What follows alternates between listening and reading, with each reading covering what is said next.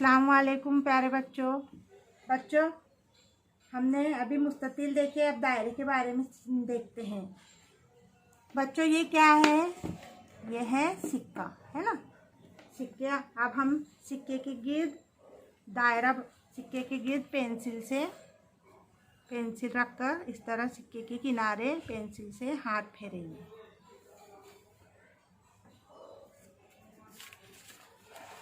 देखिए बच्चों, इस तरह जो है दायरा बना। इस तरह जो है हमने सिक्के के गिर्द हाथ फेरे तो इस तरह दायरा हमें मिला, है ना।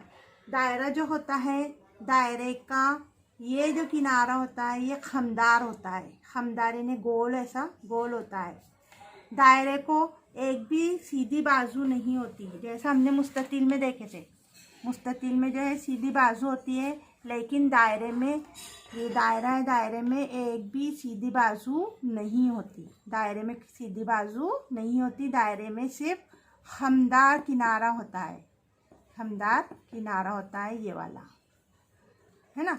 आइए अब हम दायरे की मिसालें लेते हैं। दायरे की मिसालों में सबसे पहले हम देखेंगे प्लेट।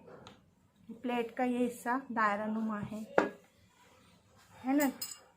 ये ढक्कन दायरा नुमा है। सिक्का भी दायरा नुमा है। उसके बाद ये रोल भी जो है दायरा नुमा है। तो ये दायरे की मिसालें हुई।